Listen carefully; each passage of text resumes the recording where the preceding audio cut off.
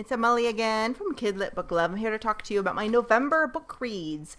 And I didn't make the video until now. It's New Year's for November and December because I'm a little behind. I was traveling and doing all kinds of things. So I want to first start talking to you about my favorite November read, which was from the Betsy-Tacy and Tibbs series by Maud Hart Lovelace. Started in the 1940s, 1940 to be exact. This one was written in 1943.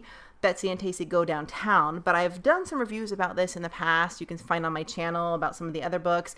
This is probably one of my favorite children's book series ever as an adult.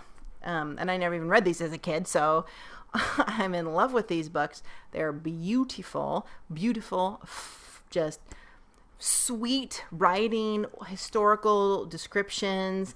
One thing I love is that Maud Hart Lovelace, the author, the story about three friends, Betsy, Tacy, and Tib, she herself was Betsy.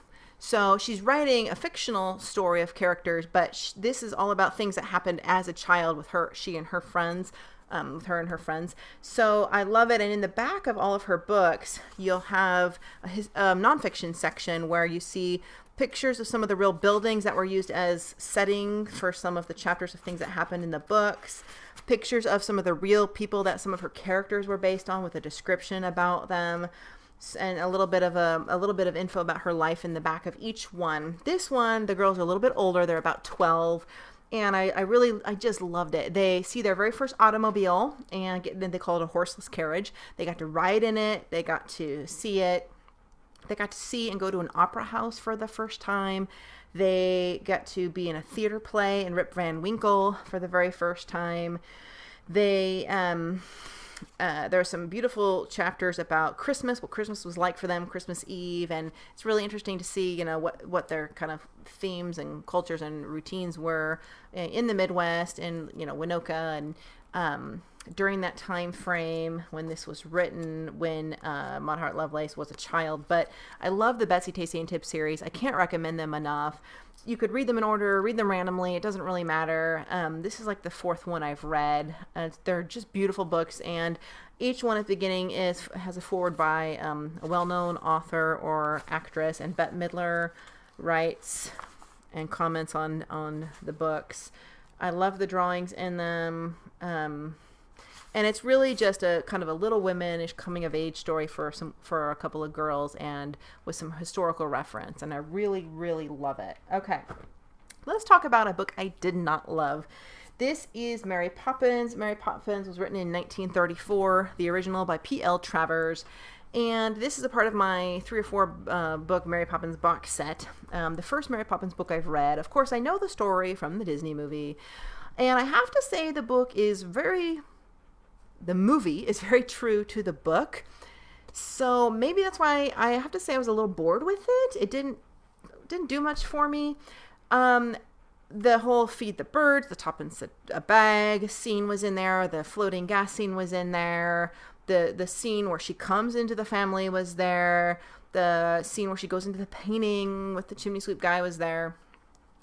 But there were a few chapters that were not in the movie. There are a few chapters about an entire neighbor woman, Mrs. Corey, or, you know, some interesting women and neighbors. There was a whole chapter about the twins. There were 4 children she cared for in the real story, not just Jane and Michael. There were twins also. And so, you know, of course, it's a fun and enchanting magical read as far as the imagination, where it can take you, which is a theme, obviously, in this book. But maybe very nice writing. She's a great writer. I just, you know, I ended up, when I got halfway through, I started skimming. I have to be honest. And, you know, I do some speed reading when I start to things get slow for me. And there's a lot of children's books where I just don't miss a word. So I know that it's the book. I would say an older child could read it, an adult could read it. But maybe if you know the story 100%, you might be a little bit bored. I am not sure. I'll have to read a few of her others, which might be outside of the movie, a few of the other Mary Poppins books, and see if I have a different opinion. So I also read from 1945, Pippi Longstocking by Astrid Lindgren, who is Swedish, and I am Swedish. My grandmother was from Sweden, and her sisters. And I never read it as a child. Maybe I knew the story kind of. Maybe I saw a movie of it when I was a kid. I don't know. But I read this in one day. I loved this book. I remember I was sitting alone in my reading room. I was into the second chapter, and I was just enchantedly surprised by how entertaining it was. And I remember saying out loud, "Oh my God, I love this book." And I don't ever do that. I talk to myself. So it was just so fun. Pippi Longstocking. And this is a Puffin Modern Classics edition. Has some cute little illustrations. And it was such a good story. It just hooks you from the second or third page. You just want to keep reading. I had no trouble with a single word keeping reading in this book. And it just made me happy. And yes, it's an orphan story, but different than what you'd see like in other orphan stories like Peter Pan or Anne of Green Gables, which I'll talk about in my separate review of Pippi Longstocking. So keep out an eye for the video on Pippi Longstocking. I also read from 1945 by E.B. White, the author of Charlotte's Web, Stuart Little. Never read Stuart Little. This is a newer version of it with the original artwork from the original story, and it has very easy read. I read this in an hour, 2 hours. It has drawings on almost every page, and the text doesn't fully fill the page, so it makes it easy to read, which I like because I'm often in a hurry, and so I can get through a lot of kid lit faster when I read kid lit. And I feel like I'm reading more books than taking like a week to read a giant novel. And I have to say there are a lot of parallel themes in Stuart Little to Michael Bond's series Paddington Bear. In fact, they were written in the exact same time frame as I recall. And I read all the Paddington Bear books, well, about 4 of them. I did some reviews on that you can see on my channel. And just like with Paddington Bear, there's an animal that has this personification theme going on where there are human-like qualities, living with humans, and then he gets into all kinds of trouble and mischief. And he goes on a typical boy quest to find his love, who was a beautiful bird who flew away. And at the end, the story ends with him having left home, like having grown up and fledgling away from the house, away from his family on his own. It ends where he's getting ready to go over the hills and in a little tiny car and look for his bird love. And it's a very cute story. I really enjoyed it. I wouldn't say I loved it. If you like animal characters that have human qualities, definitely I recommend Stuart Little if you've never read it. And I never saw the movie, so that was easy for me to get through. And I read Marguerite Henry's Sea Star. Marguerite Henry, who wrote Misty of Chincoteague, Stormy, Misty's Full, some of which I did reviews on. I loved the Misty books as a child. I recently started rereading them. And this one is about Misty. They actually end up giving away or getting an offer, to sell her to someone who wants to put her in the movie and make her a famous book character and a movie character, and then they sell her, but they're heartbroken. But then they discover during the pony penning day, Sea Star, a little orphan pony that they take over that kind of heals their hearts kind of a thing. And it was really cute because a lot of Margaret Henry's books were based on nonfiction, so real sort of autobiography type stuff, and very true to the island, and it wasn't as good as Misty of Chincoteague. It was okay, probably because I compare everything to that very first book. But it was definitely, if you haven't read Marguerite Henry, and I liked this little orphan story, I would recommend Sea Star.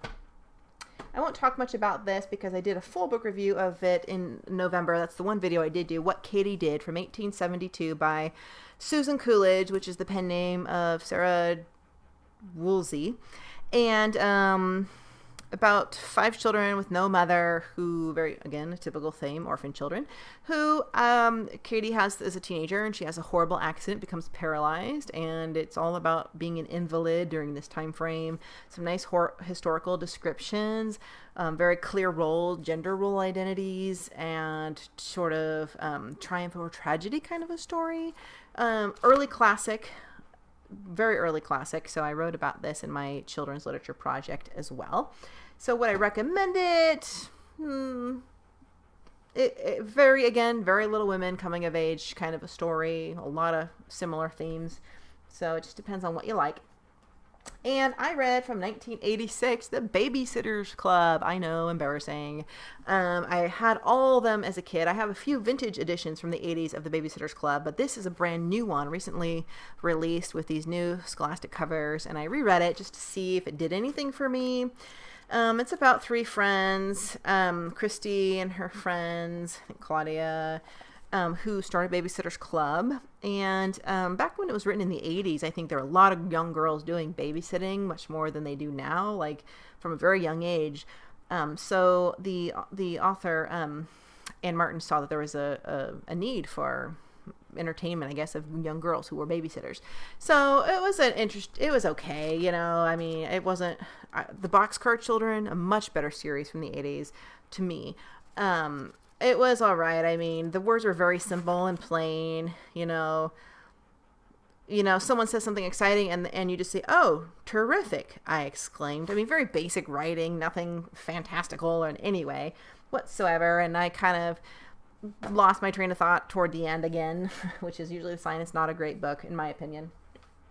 But great for a child who isn't, I would definitely recommend it to a girl, to an early reader, to read The Babysitters Club.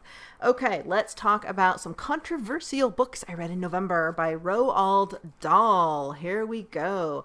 Three of his books, the first three books of his that I have read: The Fantastic Mr. Fox, The Twits, and George's Magical Medicine. And so Mr. Fox was written in 1968. These were written in the 80s, so quite a bit of time in between them. So, and you may know Roald Dahl wrote Willy Wonka and the Chocolate Factory. So I was very surprised by the underlying themes in these books. And Roald Dahl, from my research and reading, was a very dark person. He had a very traumatic childhood and adulthood. He had a death of one child. Another one of his children had a tragic accident, and his brain was smashed in. His wife had all these strokes when she was young. I mean, he had an abusive childhood. You can really see the themes of that in these books. Now, I would say I love his writing. He's a wonderful storyteller.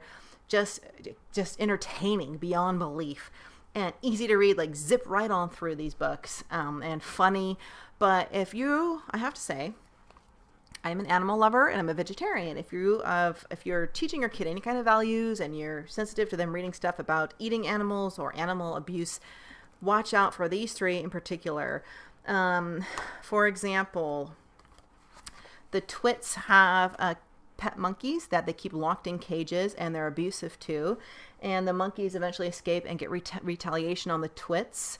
So there are a few other references. They also have weapons and guns and things like that in this book. The Fantastic Mr. Fox was the most disturbing. It's about three farmers who have animal farms. One has a cider farm, which is an alcohol it's referred to, by the way, eventually, later in the book, because they get drunk when they're drinking it. But it's about these hunters who want to kill this fox. They're on this hunt to kill this fox, and they have guns and weapons, and they're trailing it. But the fox outwits them. He's clever, and he goes underground and breaks into their farms. And from underground, while the three farmers are sitting outside the hole waiting for him to come out, the fox is going underground and popping up into the kind of what you might call their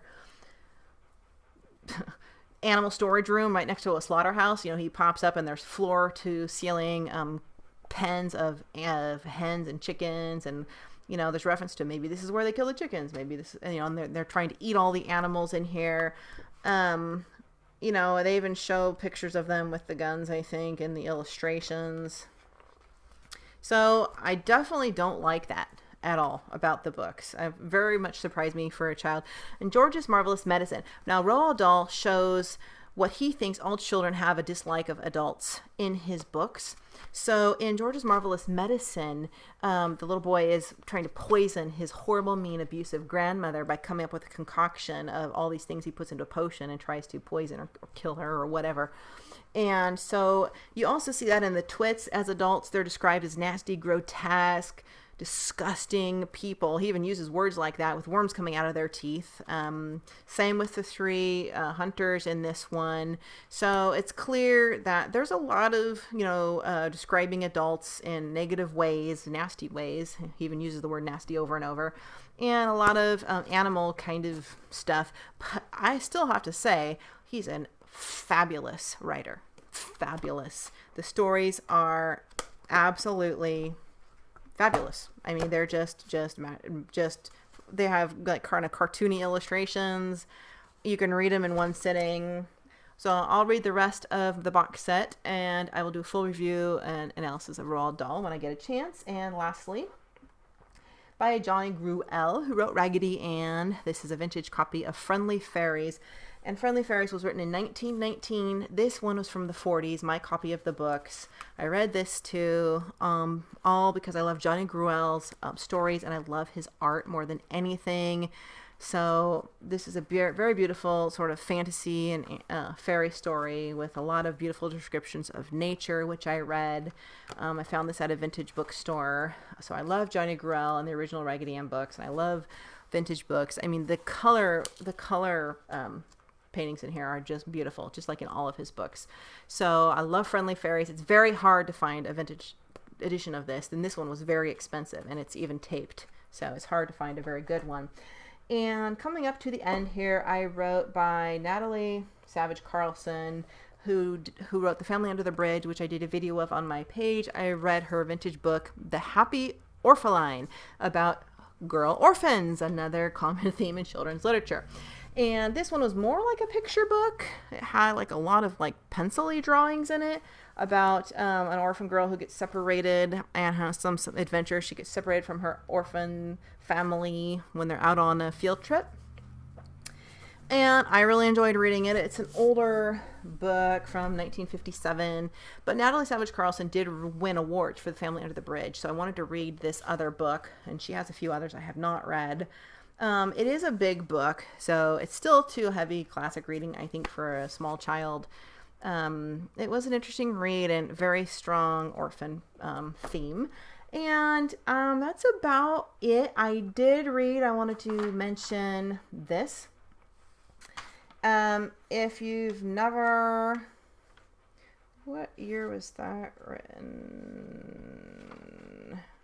Not really sure. Anyway, oh yeah, 1765. This is a print out from the British Library of The Tale of Little Miss Goody Two Shoes. It's you can't get this in print anywhere.